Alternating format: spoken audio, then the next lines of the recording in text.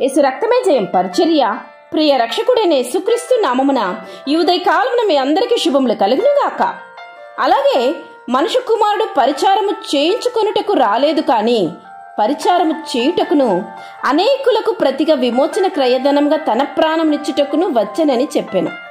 ప్రియ సహోదరి సహోదరులారా, సమస్త మానవాళికి ఆత్మ సంబంధమైన పరిచర్య చేయడానికి ఆత్మస్వరూపి అయిన దేవుడు శరీరధారిగా ఈ లోకానికి దిగివచ్చాను.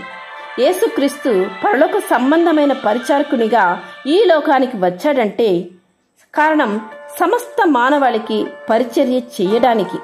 అనగా మానవులు పాపపు దాస సంకళ్లకు బానిసలై ఉన్నారు. అట్టి వారందరి కొరకు విమోచన క్రయధనంగా తన ప్రాణమును అర్పించి వారిని విమోచించి దేవుని బిడలుగా చేయడానికి. నేడు నీవు ఆయనను ఆశ్రయించగలిగితే ఆయన నిన్ను కూడా సమస్త పాపముల నుండి విమోచిస్తాడు. తండ్రి అయిన దేవునికి బిడగా నిన్ను చేస్తాడు.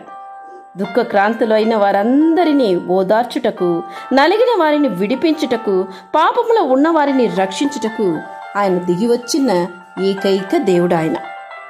మన ప్రభువు రక్షకుడే దేవుడే ఇంత అనకవుతోనో వినయంగానో ఇతరులకు సేవ చేశాడంటే మనం ఎంత ఎక్కువగా చేయాలి? అంత గొప్ప మహిమైశ్వరిని వదిలిపెట్టి అంత దీన స్థితిలో దేవుడు జన్మించి సాధారణమైన వ్యక్తిగా ఈ భూమిలో సంచరించి ఆయన పరిచర్యం చేసి చూపించిన దేవుడు ఆయన.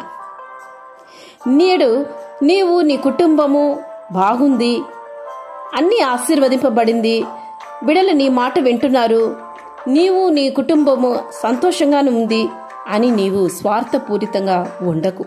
నీవు మాత్రం రక్షింపబడితే చాలదు. నీ చుట్టూ వారు, నీ బంధువులు, స్నేహితులు నీ వల్ల అయినంత వరకు దేవుని కొరకు నీవు పని చేయాలి. అంటే నీవు ఇతరుల కొరకు ప్రార్థించాలి, ఇతరులకు నీవు మాదిరిగా జీవించి చూపించాలి, ఇతరులకు దేవుని ప్రేమను అందించాలి. దేవుని ప్రేమను ఇతరులకు నీవు పరిచయం చేయడమే పరిచర్య. ఇది ఒక గొప్ప పరిచర్య.